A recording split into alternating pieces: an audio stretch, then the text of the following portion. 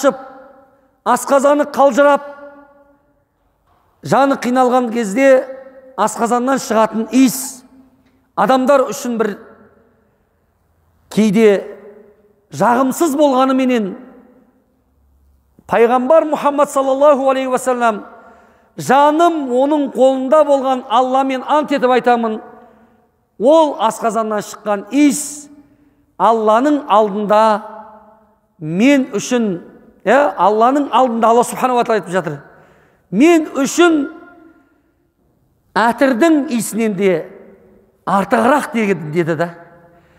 Қараңызшы, біздің тұтқан оразамыз шыны керек асқазаннан иіс шығып тұрғанда сіздің жан жұбайыңыздың өзі жақтырмауы мүмкін.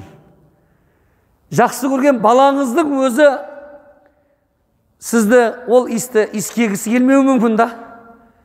Алла, сізбен біздің Раббымыз, бүкіл әлемді жоқтан бар еткен ұлық Раббымыз Алла айтып жатыр да, мен үшін ол сендердің асқазандарынан шыққан иіс әтірден де, мескіктен де артығырақ деп жатыр. Мен сома Рамазана иманан ва ихтисабан гуфира лаху ма тақаддама мин замби.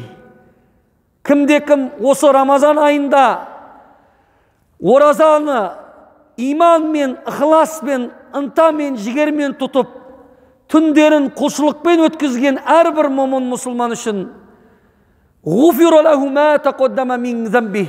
Бүкіл өткен күнәларының барлығын кешіріледі деді. Қараңыз.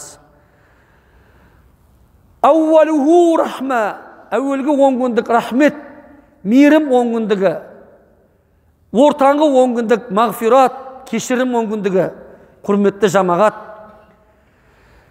Барлығымыз, сіз бен біздің әрбіріміз Алланың кешіріміне, Алланың мейіріміне мұқтажбыз. Пайғамбар Мұхаммад саллаллаху алейхи уассалам бір күні былай деп айтты: мен кез келген адам деді, кез келген жамағат отыр, сахабалар отыр, Алланың ең сүйікті құлдары отыр, ешбірі деді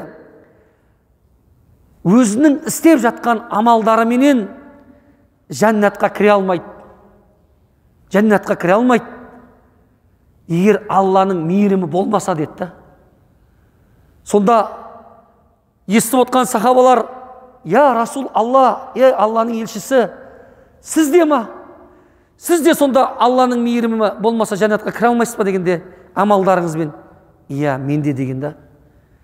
Пайғамбарымыз Мұхаммад саллаллаху алейхи уассалам үйі тар болған, үйінде тұрып қиямul лайл, түнгі намазда тұрған уақытта ол кісінің аяқтары қарс-қарс жарылып кететін еді дейді, көп тұрғаннан да.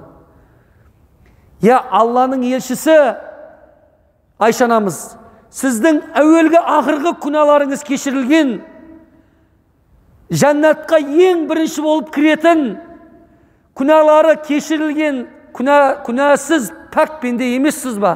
Сізге осыншалықты өз жаныңызды қинап, құлшылық етудің, осыншалықты намаз оқудың не қажеті бар дегенде, ей Айша, мен Аллаға шүкір етуші пенделерден болсам болмай ма деген екен да.